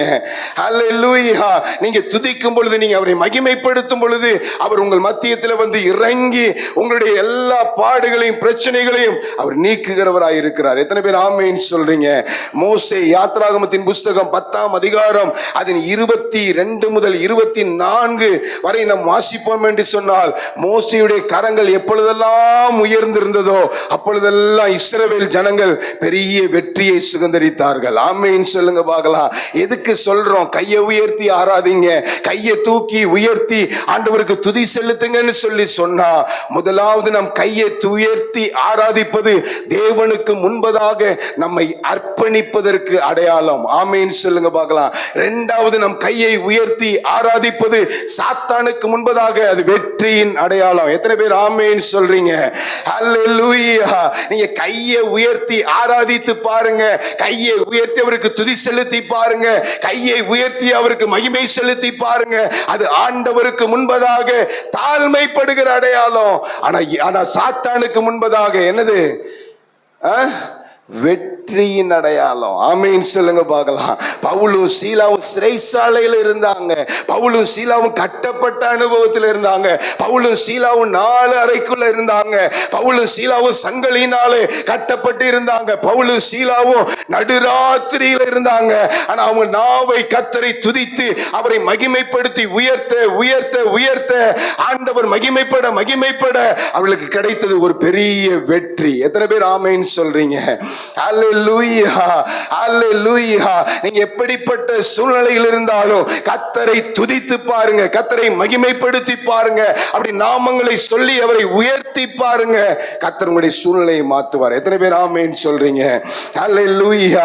கர்த்தரை துதிக்கும் பொழுது நம்முடைய வாழ்க்கையில என்ன ஆசீர்வாதங்களை தருகிறார் அதை தான் நம்ம வாசிக்க போகிறோம். வாசிங்க பார்க்கலாம். சங்கீதங்களின் புஸ்தகம் 34ஆம் அதிகாரம் அதன் 4வது வசனத்தை வாசிக்க கேட்கலாம். நான் கர்த்தரை தேடினேன், அவர் எனக்கு செவி கொடுத்து நீங்களாக்கி விட்டார். கர்த்தரை துதிக்கும் பொழுது ஆண்டவர் நம்முடைய வாழ்க்கையில கொடுக்கிற முதலாவது ஆசீர்வாதம், முதலாவது நன்மை என்னன்னு சொன்னா பயத்தை மாற்றுகிறவராய் இருக்கிறார். ஆமென் சொல்லுங்க பார்க்கலாம். ஹல்லேலூயா, ஹல்லேலூயா. நம்முடைய பயத்தை மாற்றுகிறவராய் இருக்கிறார். அநேக சூழ்நிலையில உலகம் நம்மை பயமுறுத்துகிறதாய் இருக்கிறது. என்னுடைய வாழ்க்கையை குறித்த பயம், என்னுடைய பிள்ளைகளை குறித்த பயம், என்னுடைய தேவைகளை குறித்த பயம், என்னுடைய கடன் பிரச்சனைகள் காரியங்களை குறித்த பயம், என்னுடைய தொழிலை குறித்த பயம், என்னுடைய வியாதியை குறித்த ரிசல்ட்டை குறித்த பயம் என்று சொல்லி இன்றைக்கு உலகம் அநேக காரியங்களை குறித்து நம்மிடத்தில் பயமுறுத்தி கொண்டு இருக்கும் பொழுது இங்கே வேதவசனம் சொல்லுகிறது, அவரை துதிக்கிற, அவரை ஆராதிக்கிற, அவரை உயர்த்துகிற பிள்ளைகள் என்ன பண்ணுவாங்களாம்? பயம் நீங்கினவர்களாய் இருப்பாங்க. ஆமென் சொல்லுங்க பார்க்கலாம். அல்லேலூயா. 2 தீமோத்தேயு 1ஆம் அதிகாரம் அதன் 7வது வசனத்திலே வாசிக்கும் பொழுது, நான் உங்களுக்கு பயமுள்ள ஆவியை கொடாமல் அன்பும் பலமும் தெளிந்த புத்தியின் ஆவியை கொடுத்திருக்கிறேன். ஆமென் சொல்லுங்க பார்க்கலாம். அல்லேலூயா. யாரெல்லாம் கர்த்தரை உயர்த்துறாங்களோ, யாரெல்லாம் கர்த்தருக்கு துதி ஸ்தோத்திரங்களை ஏறெடுக்கிறாங்களோ அவர்களுடைய பயத்தை நீக்கிறதுக்கு ஆவியானுடைய பிரசன்னம் நம்மிலே வெளிப்படுகிறதா இருக்கிறது. ஆமென் சொல்லுங்க பார்க்கலாம். அல்லேலூயா, அல்லேலூயா. எத்தனை பேர் உண்மை ஆவியில தேவனை துதிக்கிற ஒரு அனுபவம் இல்லை? ஏதோ ஒரு நாளிலே ஒரு அபிஷேகம் பெற்றது உண்மை, ஏதோ நான் ரட்சிக்கப்பட்ட நாளில், ஞானஸ்நானம் எடுத்த நாளிலே, ஏதோ ஒரு அபிஷேக கூடுகையிலே, ஏதோ ஒரு ஆராதனையிலே நான் அபிஷேகம் பெற்றது உண்மை. ஆனால் என்னுடைய அபிஷேகம் புதுப்பிக்கப்படவில்லை. வருஷங்களாய் ஒரே அந்நிய பாஷையை பேசிக் கொண்டிருக்கிறவர்கள் இருக்கிறாங்க. வருஷங்களாய் அபிஷேகம் பெற்றேன் என்று சொல்லி ஆவியிலே ஆராதிக்காத ஜனங்கள் இருக்கிறாங்க. அபிஷேகம் என்பது அந்நிய பாஷையோடு நின்று விடுகிற காரியம் அல்ல. ஆவியானுடைய கிரியை நம்முடைய வாழ்க்கையில வெளிப்படுகிறதா இருக்க வேண்டும். ஆமென் சொல்லுங்க பார்க்கலாம். அல்லேலூயா. எல்லாரும் கண்களை மூடுங்க. எத்தனை பேர் நீங்க உண்மையாய் ஆவியின் அபிஷேகத்தை பெற்றிருக்கிறீங்க?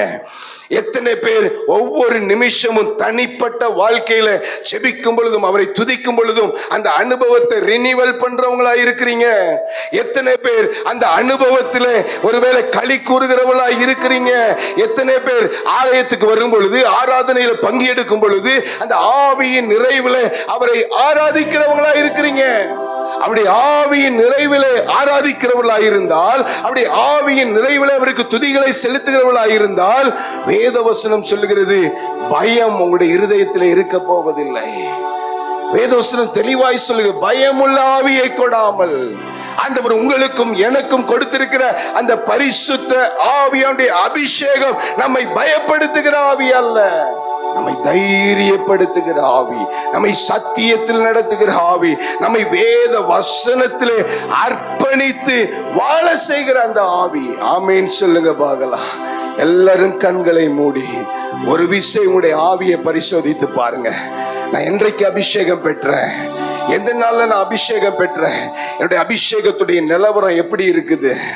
எல்லாரும் வாய்களை திறந்து ஆண்டவரே என்னை கூட ஒரு விசை கூட ஆண்டவரே அபிஷேகம் பண்ணுங்க. ஒரு விசை கூட என்னுடைய அபிஷேகத்தை புதுப்பிங்க ஆண்டவரே. ஒரு விசை கூட என்னுடைய அபிஷேகத்தை புதுப்பிங்க. வாய்களை திறந்து கேளுங்க பார்க்கலாம். வாய்களை திறந்து கேளுங்க. ஆண்டவரே ஒரு விசை ஆவியை புதுப்பிப்பீராக. வாய்கள் சத்தம் உயரட்டும், சத்தம் உயரட்டும், சத்தம் உயரட்டும். வாஞ்சிக்கிற ஆத்துமாவை நிரப்புகிற ஆண்டவர் அப்படி அபிஷேகத்தினாலே, அப்படி அந்நிய பாஷையினாலே, அப்படி பலத்தினாலே இடை கட்டுகிற ஆண்டவர். வாய்களை திறந்து, வாய்களை திறந்து அந்நிய பாஷை பெற்றவர்கள் அந்நிய பாஷையில ரிகாபா ஷக்கானா தியந்தனா உடாரபா திமல்பராதிபா சந்தனா திபல்பரபே உடபலபல திமலதிகாரபா சந்தனா திபலரோசியாந்தனா ஆண்டவருடைய அபிஷேகத்தை பெற்றுக்கொள்ள வேண்டும். ஆமீன் சொல்லுங்க பார்க்கலாம். ஹல்லேலூயா. அப்படி அபிஷேகம் பெறும் பொழுதுதான் அந்த பயம் மாறும். அவர் செய்த நன்மைகளை நினைத்து நாம் அவருக்கு துதி செலுத்தணும்னாலே அவருடைய அபிஷேகம் அவசியம். அப்படி அபிஷேகம் இல்லாமல் அவரை உயர்த்தி பிடிக்க முடியாது. அப்படி அபிஷேகம் இல்லாமல் அவரை மகிமைப்படுத்த முடியாது. கிறிஸ்து மகிமை அடைய வேண்டும் என்று சொன்னால், கிறிஸ்து நம்முடைய நாவினாலே உயர்ந்து நிற்க வேண்டும் என்று சொன்னால் என்ன வேணும்? ஆவியின் அபிஷேகம் வேணும். ஆமேன்னு சொல்லுங்க பார்க்கலாம். பக்கத்துல கையை பிடிச்சு கேளுங்க, அக்கா அபிஷேகம் பெற்றிருக்கிறீங்களா? அபிஷேகம் பெற்றிருக்கிறீங்களா? அபிஷேகம் பெற்றா அடக்கி வச்சிருக்க முடியாது. அபிஷேகம் பெற்றா என்ன பண்ண முடியாது? பக்கத்துல கையை பிடிச்சு சொல்லுங்க, அக்கா அபிஷேகம் பெற்றிருக்கீங்களான்னு கேளுங்க முதல்ல. அதுக்கு எனக்கு ஒரு பதில் தெரியட்டும். என்ன சொல்றாங்க? என்னம்மா சொல்றாங்க? பெற்றிருக்கேன்னு சொன்னாங்கன்னா நீங்க பொய் சொல்றீங்கக்கான்னு சொல்லுங்க. என்னடா அந்த பாஸ்டர் இப்படி எல்லாம் சொல்றாரு? எத்தனை பேர் சோறு வீட்டில் வைக்கிறீங்க? எத்தனை பேர்மா சோறு வைக்கிறீங்க? நிறைய பேர் வீட்டுக்காரர் தான் சோறு வைக்கிறாரு. வேற யாரு வீட்டிலலாம் வீட்டுக்காரர் சோறு பொங்குறாரு? அல்லேலூயா சொல்லுங்க பார்க்கலாம். நான் மட்டும்தான் எங்கள் வீட்டில் சோறு பொங்குறேன் போல, நீங்கள்லாம் சோறு பொங்கலை போல. சோறு பொங்குற எல்லாருக்கும் தெரியும். சாப்பாடை வச்சு, தண்ணியை வச்சு, அரிசியை போட்டு, மூடியை வச்சு, அடுப்பத்தை வச்சா இல்லை கேஸை வச்சா என்ன பண்ணும்? உள்ளுக்குள்ளே என்ன பண்ணும்? தண்ணி சூடாகும். சூடாக என்ன பண்ண ஆரம்பிக்கும்?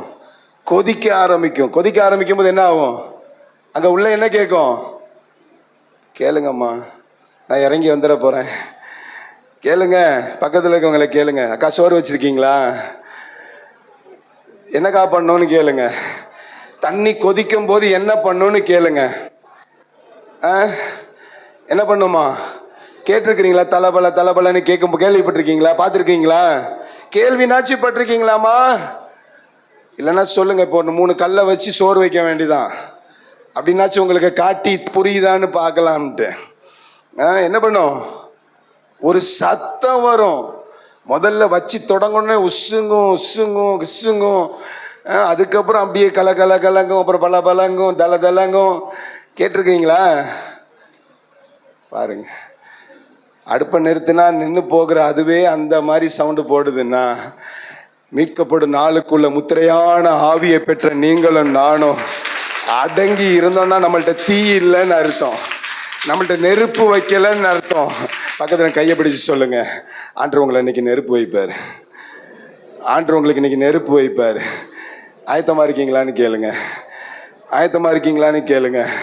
25வது வருஷத்துக்குள் நாம் பிரவேசிக்கும் பொழுது இந்த வருஷம் வித்தியாசமான வருஷமாக இருக்கணும். ஹல்லேலூயா. இந்த வருஷத்தை முடிக்கும் பொழுது ஒரு பெரிய ஆசீர்வாதங்களோடு, பெரிய ஆவிக்குரிய நன்மைகளோடு இந்த வருஷத்தை முடிக்கணும். ஆமேன்னு சொல்லுங்க பார்க்கலாம். ஹல்லேலூயா. அப்ப நான் சொன்னேன், கர்த்தரை துதிக்கும் பொழுது என்ன வருமா? பயம் மாறும். 2வது கர்த்தரை துதிக்கும் பொழுது என்ன ஆசீர்வாதங்களை ஆண்டவர் கொடுக்கிறார்? அதே சங்கீதங்களின் புஸ்தகம் 34ஆம் அதிகாரம் அதன் 5வது வசனத்தில் வாசிக்கும் பொழுது, வாசிங்க பார்க்கலாம். அவர்கள் அவரை நோக்கி பார்த்து பிரகாசம் அடைந்தார்கள். 2வது கர்த்தரை துதிக்கிற முகம் என்ன பண்ணுமா? பிரகாசமா. பக்கத்தில் இருக்க முகத்தை பாருங்க. பாருங்க, நிறைய பாஸ்டர் கலர் கம்மியா இருப்பாங்க. நான் உங்க பாஸ்டரை பத்தி பேசல, என்ன மாதிரி உள்ள பாஸ்டர்களை பற்றி பேசுகிறேன். ஆனால் அவங்க கருப்பாக இருந்தாலும் எப்படி தான் இருப்பாங்க? கலையா இருப்பாங்க. காரணம் என்னன்னா அவருடைய முகத்தின் பிரகாசம். அவரை துதிக்கிறனுடைய முகம் எப்பவும் பிரகாசமா இருக்கும். ஆமேன் சொல்லுங்க. மோசே தேவனுடைய சமூகத்தில் அவரை உயர்த்தி பிடித்து திரும்பி வந்த பொழுது அவன் ஜனங்களை பார்க்க கூடாதபடிக்கு அந்த அளவுக்கு பிரகாசம் இருந்தது. ஆமேன் சொல்லுங்க பார்க்கலாம். தனி அறையிலையா இருக்கட்டும், பொது சபையிலையா இருக்கட்டும், தனிப்பட்ட வாழ்க்கையிலையா இருக்கட்டும், சபையின் ஆராதனையில இருக்கட்டும், யாரெல்லாம் கர்த்தரை உயர்த்தி உயர்த்தி அவரை துதி செலுத்துறாங்களோ அவருடைய முகங்கள் பிரகாசிக்கிறதா இருக்கும். ஆமேன் சொல்லுங்க பார்க்கலாம். பக்கத்துல முகத்தை பாருங்க, எப்படி இருக்குது? பிரகாசமா இருக்குதா, இல்லைன்னா காயின் முகம் மாதிரி இருக்குதான்னு பாருங்க. ஆதியாகமம் 4ஆம் அதிகாரம் 5வது வசனத்துல ஆண்டவர் கேட்கிற, எப்பா உன்னுடைய முகநாடி வேறுபட்டிருக்கிறது என்ன? பக்கத்துல இருக்க முகத்தை பாருங்க, எப்படி இருக்குது? அல்லேலூயா. துதிக்கிறவனுடைய முகம் எப்படி இருக்குமா? பிரகாசமா இருக்கும். முதலாவது துதிக்கிறவனுக்கு பயம் மாறிடும். இரண்டாவது துதிக்கிறவனுடைய என்ன முகம் பிரகாசமா இருக்கும். மூன்றாவது காரியம், அதே 5வது வசனத்துல வாசிக்கும் பொழுது அவர்கள் அவரை நோக்கி பார்த்து பிரகாசம் அடைந்தார்கள், அவருடைய முகங்கள் வெட்கப்படவில்லை. வெட்கப்படவில்லை. எனக்கு பிரியமான தேவனுடைய பிள்ளைகளை, வெட்கம்னு பயப்படுறீங்களா? என் பிள்ளை என்னுடைய வாழ்க்கையை வெட்கப்படுத்திடும், என்னுடைய கடன் என்னுடைய வாழ்க்கையை வெட்கப்படுத்திடும், என்னுடைய தொழில் என்னுடைய வாழ்க்கை என்னுடைய காரியத்தை வெட்கப்படுத்திடும் நினைக்கிறீங்களா?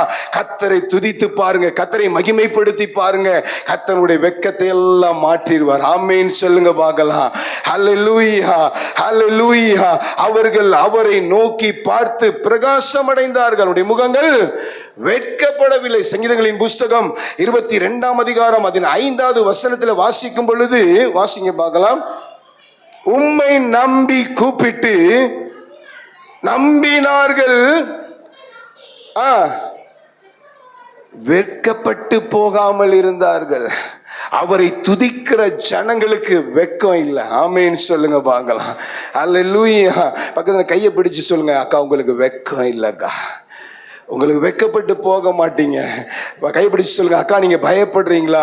நீங்க கவலைப்படாதீங்க, கர்த்தரை துதித்து பாருங்க, கர்த்தரை மகிமைப்படுத்தி பாருங்க, கர்த்தரை உயர்த்தி பாருங்க, என்ன பண்ண மாட்டீங்க? வெட்கப்பட்டே போக மாட்டீங்க. ஆமென் சொல்லுங்க பார்க்கலாம். அல்லேலூயா. நம்ம வெட்கப்படுவதற்காக ஆண்டவர் அழைக்கவில்லை. நம்முடைய சூழ்நிலைகள் ஒருவேளை வெட்கப்படுகிறதை போல சூழ்நிலைகள் இருக்கலாம். அதை தான் நான் சொன்னேன், கையை உயர்த்தி ஆராதிக்கும் பொழுது ஆண்டவருக்கு முன்பதாய் அது ஒரு பணிவாய் இருக்கலாம். ஆனா அது சாத்தானுக்கு முன்பதாக, உலகத்திற்கு முன்பதாக, உங்களை எதிர்க்கிற எதிராளிகளுக்கு முன்பதாக அது என்னது? வெட்கம் அல்ல, வெற்றியின் ரகசியம். ஆமீன் சொல்லுங்க பார்க்கலாம். சங்கீதக்காரன் 23வது சங்கீதத்தில் சொல்றான், நான் சத்துருக்களுக்கு முன்பதாக ஒரு பந்தியை ஆயத்தப்படுத்தி என் தலையை எண்ணெயினால் அபிஷேகம் பண்ணி என் பாத்திரம் நிரம்பி வழிகிறது, நிரம்பி வழிகிறது. வெட்கத்தை போல சூழ்நிலைகள் வரலாம், ஆனால் வெட்கம் அல்ல முடிவு, வெட்கம் அல்ல நிரந்தரம். ஆண்டவர் ஒரு பெரிய வெற்றியை கொடுப்பார். ஆமீன் சொல்லுங்க பார்க்கலாம். ஆண்டவர் உங்களுக்கு வெற்றியை, வெட்கத்தை மாற்ற வேண்டும் என்று சொன்னால் நீங்க அவரை துதிக்கிறவர்களா இருக்க வேண்டும். 4வது அந்த 34ஆம் சங்கீதம் 6வது வசனத்துல வாசிக்கும் பொழுது, வாசிங்க பார்க்கலாம். ஏழை கூப்பிட்டான், கர்த்தர் கேட்டு அவனுடைய இடுக்கண்ணுக்கெல்லாம் பாடுகளுக்கு உபத்திரவங்களுக்கு ஆண்டவர் நம்மை நீங்களாக்க வேண்டும் என்று சொன்னால் என்ன பண்ணணும்? நாம் கர்த்தரை துதிக்கிறவர்களாய் இருக்க வேண்டும். ஆமீன் சொல்லுங்க பார்க்கலாம். அல்லேலூயா. எத்தனை பேர் தனிப்பட்ட வாழ்க்கையில துதிக்கிறவங்களா இருக்கிறீங்க? ஒருவேளை ஆலயத்தில் வரும் பொழுது, பக்கத்தில் இருக்கிறவங்க ஆராதிக்கும் பொழுது, ஒருவேளை பாஸ்டர் ஆராதனை நடத்தும் பொழுது 4 உற்சாகமான விசுவாசத்தை பலப்படுத்துகிற வார்த்தைகளை சொல்லும் பொழுது ஒருவேளை நம்முடைய வாழ்க்கையில் ஒரு உற்சாகத்தின் ஆவி நிரப்பலாம். ஆனால் தனிப்பட்ட ஆராதனை வாழ்க்கை எப்படிப்பட்டதா இருக்கிறது?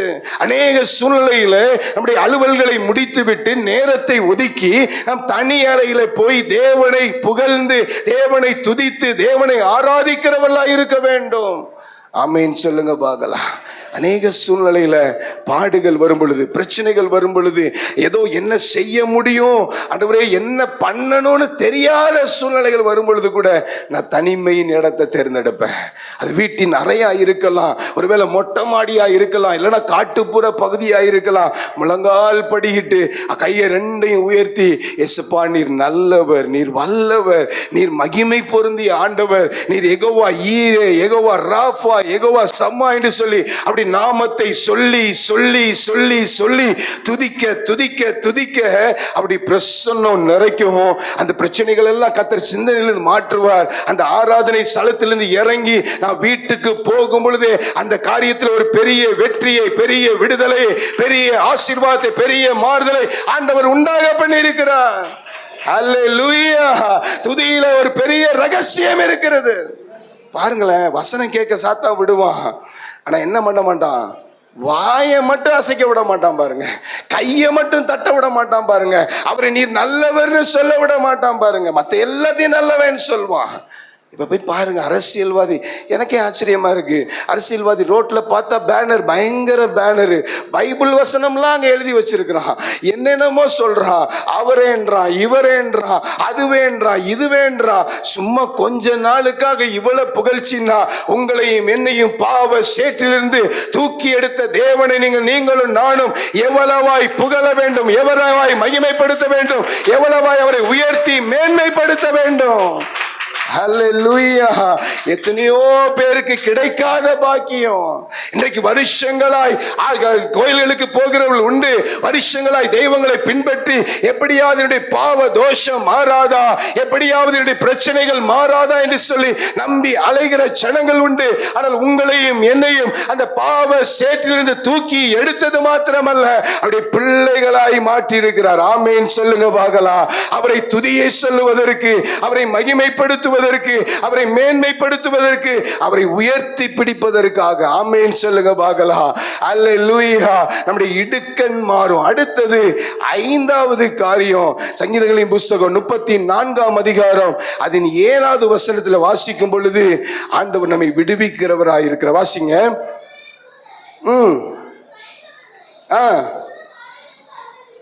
சூழ பாளையம் இறங்கி அவர்களை விடுவிக்கிறார்.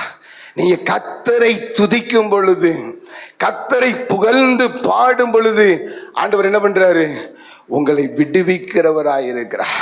நீங்க எந்த ஒரு பாடுகள்ல கடந்து போகலாம், எப்படிப்பட்ட பிரச்சனைகளை கடந்து போகலாம், எப்படிப்பட்ட தேவையில கடந்து போகலாம். ஒருவேளை உங்கள் பிள்ளைகள் உங்களுக்கு கீழ்ப்படியாத நிலைமையில இருக்கலாம், பிள்ளைகளுடைய எதிர்காலத்தை குறித்து நீங்கள் பயப்படுகிறவர்களா இருக்கலாம், உங்களுடைய தேவைகளை குறித்து, உங்களுடைய முன்னேற்றங்களை குறித்து, உங்களுக்கு முன்பதாக இருக்கிற காரியங்களை குறித்து நீங்கள் பயப்படுகிறவர்களாக, அச்சப்படுகிறவர்களாக இருக்கலாம். ஆனா நீங்கள் கர்த்தரை துதிப்பதற்காக உங்களை ஆயத்தப்படுத்திக் கொள்ளும் பொழுது, கர்த்தரை துதிப்பதற்காக நீங்கள் ஒரு தீர்மானம் எடுத்துக் கொள்ளும் பொழுது, கர்த்தர் அவைகள் எல்லாவற்றிலிருந்தும் கர்த்தர் உங்களை விடுவிக்கிறவராய் இருக்கிறார். ஆமென் சொல்லுங்க பார்க்கலாம். ஹல்லேலூயா. அவரை துதிப்பதற்காக தான் ஆண்டவர் நம்மை அழைத்திருக்கிறார். எத்தனை பேர் ஆமென் சொல்றீங்க? ஹல்லேலூயா. ஏசாயா தீர்க்கதரிசியின் புஸ்தகம் 43ஆம் அதிகாரம் அதன் 21வது வசனத்தில் வாசிக்கும் பொழுது, வாசிங்க பார்க்கலாம். இந்த ஜனத்தை, இந்த ஏஜி சபையில தூத்துக்குடி பகுதியில கூட்டியிருக்கிற இந்த ஜனத்தை எதுக்கு ஏற்படுத்தினாரா? வந்து உட்கார்ந்து டைல்ஸ் தேய்ச்சிட்டு போறதுக்கு அல்ல, ஏதோ ஒரு கொஞ்ச நேரம் ஞாயிற்றுக்கிழமை ஆராதனை ஒருவேளை வந்தா வரலன்னா பாஸ்டர் கேட்பாரு என்று கேட்பதற்காக அல்ல. எதற்காக? இந்த ஜனத்தை யாருக்கு? எனக்கென்று ஏற்படுத்தின, எனக்கென்று ஏற்படுத்தின. எத்தனை பேருடைய சிந்தனையில் இருக்கு, நான் கர்த்தருடையவன்? ஆமேன் சொல்லுங்க பார்க்கலாம். கர்த்தருடையவன் நான். எத்தனை பேர் ஆமேன் சொல்றீங்க? சொல்லுங்க, நெஞ்சில கையை வச்சு சொல்லுங்க, நான் கர்த்தருடையவன், நான் ஏசப்பாவுடைய பிள்ளைங்க, நான் ஏசப்பாவுடைய பிள்ளை. எத்தனையோ பேர் புகழுக்காக, பெருமைக்காக அவங்க பிள்ளை இவங்க பிள்ளைன்னு சொல்றாங்க. ஆனா நீங்களும் நானும் அந்த சராசரங்களை படைத்த பரிசுத்தம் உள்ள தேவனுடைய பிள்ளைகள். ஆமென் சொல்லுங்க பார்க்கலாம். அதுல எத்தனை பேருக்கு பெருமை இருக்குது? எத்தனை பேர் அதை பெருமையா நினைக்கிறீங்க? நிறைய பேர் இருப்பார், ஐயோ பாவம், பக்கத்துல இருக்க மூஞ்ச பாருங்க, ஐயோ பாவங்கிற மாதிரி இருக்குது. எப்படி இருக்குது? ஆமா, நம்ம எஜமானோட பிள்ளைங்க, நம்ம ராஜாவுடைய பிள்ளைங்க. நீங்களும் நானும் ராஜாதி ராஜாவுடைய பிள்ளைங்க. நீங்களாம் ராஜா மாதிரி இருக்கணும். ஆமீன் சொல்லுங்க. பக்கத்துல கையை பிடிச்சு சொல்லுங்க, சும்மா சோம்ப மாதிரி இருக்காத, ராஜா மாதிரி இரு. பக்கத்துல கையை பிடிச்ச சோம்பேறி மாதிரி இருக்காத, ராஜா ராணி மாதிரி இரு. அப்படியே கை பிடிச்சு சொல்லுங்க, மூஞ்ச பாரு ராஜா மாதிரியா இருக்கு. அப்படி ஆக்ஷன் பண்ணி பாருங்க, ராஜா மாதிரி இருந்தால் எப்படி இருக்கும்ன்ட்டு. பல சூழ்நிலை நான் நினைப்பேன், ஆண்டவரே நீங்கள் ராஜாதி ராஜா, உங்களுடைய பிள்ளை நான் ராஜா ஆண்டவரே. நடந்து பாருங்க, கண்ணாடி முன்னாடி ஒரு ட்ரெஸ்ஸை போட்டுட்டு நீங்கள் நடந்து பார்க்கணும். யார் மாதிரி? ஆமாம், உங்கள் நடைய பார்த்தாலே சாத்தான் ஓடணும். ஹல்லேலூயா, ஆமென் சொல்லுங்க. நீங்க நடக்கிறத பார்த்தாலே வியாதி ஓடணும். நீங்க நடக்கிறத பார்த்தாலே உங்களை எதிர்க்கிறவன், என்னடா இவன் ஒரு மாதிரி நடக்கிறானே அப்படின்னு சொல்லி ஒரு சந்தேகம் வரணும். ஆமென், ஆமென் சொல்லுங்க. ஆமா, தலையை தொங்க விட்டுட்டு அப்படியே கிழமை மாதிரி பலன் போன மாதிரி நடக்க கூடாது. வசனம் சொல்லுது, கர்த்தருக்கு காத்திருக்கிறவர்கள் என்னடைவாங்களாம்? புது பலன் அடைந்து கழுகுகளை போல சட்டைகளை அடித்து உயரே பறப்பார்கள். அவர் ஓடினாலும் இளைப்படையார், நடந்தாலும் கர்த்தருக்கு காத்திருந்து கழுகு போல் பலன் அடைந்து சட்டைகளை அடித்து உயர எழும்பிடுவாய். வாய்களை திறந்து கர்த்தருக்கு காத்திருந்து கழுகு போல் பலன் அடைந்து சட்டைகளை அடித்து உயர எழும்பிடுவார். புது பலன் அடைந்து சத்தமாய் நீ புது பலன் அடைந்திடுவார். புது பலன் அடைந்திடுவார். புது பலன் அடைந்திடுவோம். நாம் புது பலன் அடைந்திடுவோம். நாம் புது பலன் அடைந்திடுவோம். நாம் புது பலன் அடைந்திடுவோம். சாத்தானின் சேவைகளை சத்தியத்தால் தகர்த்தார். சிலுவையை ஜெயக்கொடி ஏற்றிடுவாய். சாத்தானின் கோட்டைகளை சத்தியத்தால் தகர்த்தார். சிலுவையை சுமந்திடுவார். ஜெயக்கொடி ஏற்றிடுவார். புது பலன் அடைந்திடுவார். நீ புது பலன் அடைந்திடுவார். நீ புது பலன் அடைந்திடுவார். நீ புது பலன் அடைந்திடுவார். புது பலன் அடைந்திடுவோம். நான் புது பலன் இயேசுவே, நான் புது பலன் அடைந்திடுவோம். நான் புது பலன் அடைந்திடுவோம். ஹல்லேலூயா, ஹல்லேலூயா. எத்தனை பேருக்கு தோணுது நான் புது பலன் அடைந்திருக்கிறேன்ட்டு? ஹல்லேலூயா. நம்ம எப்பவும் நம்முடைய அபிஷேகத்தை ரினிவல் பண்ணிட்டே இருக்கணும். ஆமென் சொல்லுங்க. ஹல்லேலூயா. நாங்கெல்லாம் விசுவாசியா இருந்த காலத்துல ஃபர்ஸ்ட் லைன்ல 2 ரோல நாங்க எப்படியாவது இடம் பிடிச்சிருவோம்.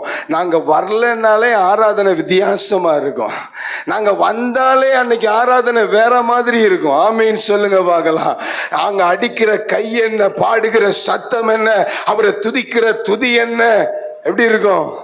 அந்த மாதிரி தான் இருக்கும். ஆமென்.